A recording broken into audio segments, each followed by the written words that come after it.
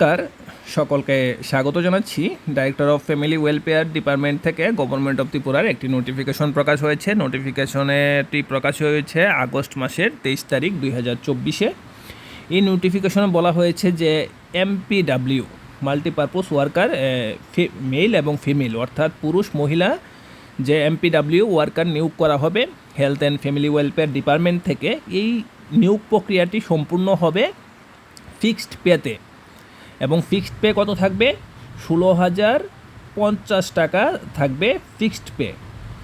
এটা যেটা মূল যে বেতন, সেই বেতনের 75% হবে সেইটা, অর্থাৎ ত্রিপুরার যে পে লেভেল রয়েছে সেই পে লেভেল 7-এর ত্রিপুরা সিভিল সার্ভিস অ্যাক্ট যে 2018, সেই 18-র পে লেভেল 7 অনুযায়ী সেটা 75% দেওয়া হবে ফিক্সড। এবং যে ডিএ ঘোষণা করা হয় রাজ্য থেকে, সেই ডিএটা টাইম টু টাইম বৃদ্ধি করা হবে।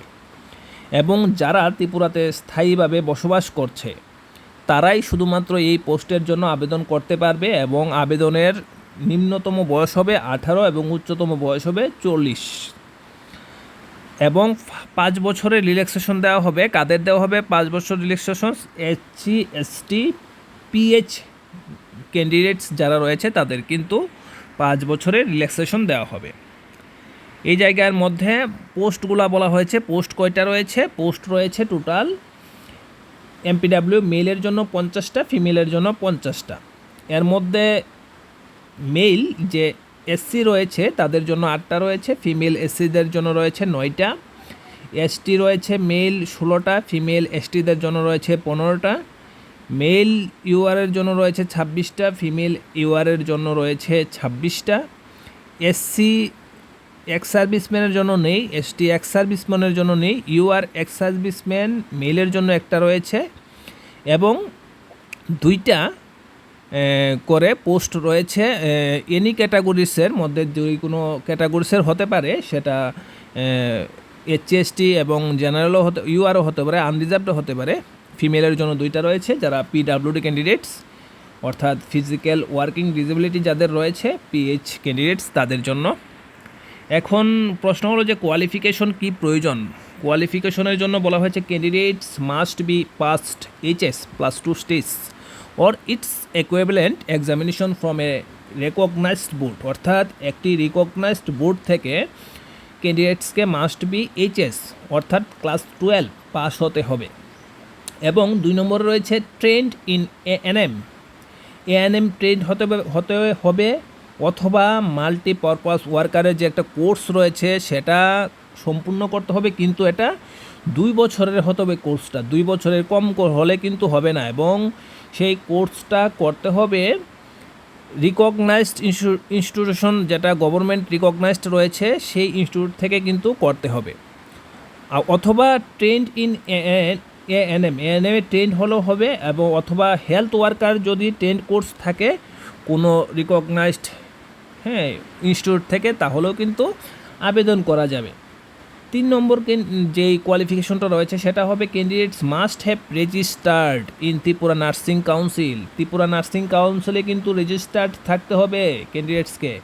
যদি ক্যান্ডিডেটস ত্রিপুরা নার্সিং কাউন্সিলে রেজিস্টার্ড না থাকে, তাহলে Tripura state diploma in nursing examination board, ওই জায়গায় কিন্তু রেজিস্টার্ড থাকতে হবে।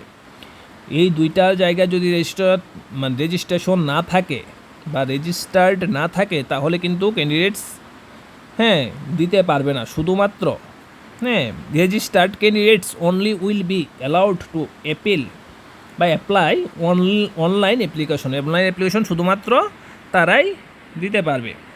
এবং একটা কোয়ালিফিকেশন দেওয়া আছে, সেটা না থাকলেও হবে, থাকা প্রয়োজন, অর্থাৎ বেঙ্গলি অথবা ককবরক যে কোনো একটা ভাষার জ্ঞান থাকতে হবে। তারপর বলা হয়েছে যে selection of candidates will be made by written এক্সামিনেশনের মাধ্যমে হবে, অথবা এবং সঙ্গে থাকবে কি ইন্টারভিউ অথবা ভাইবা পরীক্ষা থাকবে, ইন্টারভিউ থাকবে সঙ্গে রিটেনের সঙ্গে। এবং ক্যান্ডিডেটসকে বলা হয়েছে যে ফর্ম ফিল আপ করতে হবে অনলাইনের জন্য ওয়েবসাইট দেওয়া হয়েছে www.healthtripura.gov.in অথবা www.health হেলথ recruitment.tripura.gov.in এই লিঙ্কগুলোতে কিন্তু গিয়ে ক্যান্ডিডেটসকে কী করতে হবে, ক্যান্ডিডেটসকে এই লিঙ্কগুলোতে গিয়ে ফর্ম ফিল আপ করতে হবে। ফর্ম ফিল আপের ডেট দেওয়া হয়েছে যে আগস্ট মাসের 30 তারিখ থেকে, আগস্ট মাসের 30 তারিখ 2024 থেকে 28শে সেপ্টেম্বর 2024 5টা পর্যন্ত, বিকেল 5টা। আগস্ট মাসের 30 তারিখ থেকে সেপ্টেম্বরের 28 তারিখ পর্যন্ত বিকেল 5টা পর্যন্ত এই পোর্টাল খোলা থাকবে এবং এই পোর্টালে গিয়ে ফর্ম ফিল আপ করতে হবে। এবং এই টাইমের পরে যদি কোনো ক্যান্ডিডেটস ফর্ম ফিল আপ করে, তখন কিন্তু ফর্ম ফিল আপ তারা করতে পারবে না, কারণ তারা সেই যে লিঙ্কটা রয়েছে সেটা ক্লোজ করে দেবে। এবং এই জায়গায় বলা হয়েছে যে রিটেন যে এক্সামিনেশন দেওয়ার জন্য যাওয়া হবে, সেই রিটেন এক্সামিনেশনের জন্য কোনো কিন্তু ডিএ টিএ এগুলা দেওয়া হবে না। এবং পরবর্তী সময়ে এই যে 50টা করে রয়েছে, এই পরবর্তী সময়ে কিন্তু এই 50টা বৃদ্ধি করতে পারে। লেখছে the number of vacancies may increase at any stage of selection. যে কোনো সিলেকশনের পরীক্ষার পরও বৃদ্ধি করতে পারে, ইন্টারভিউর পরেও বৃদ্ধি করতে পারে, ভাইবার পরেও বৃদ্ধি করতে পারে, যে কোনো স্টেজে কিন্তু এটা বৃদ্ধি করতে পারে। তাহলে ভিডিওটি যদি ভালো লাগে থাকে, তোমাদের উপকারে আসে, অবশ্যই একটি লাইক করে দেবে এবং শেয়ার করে দেবে। ভিডিওটি দেখার জন্য অসংখ্য ধন্যবাদ।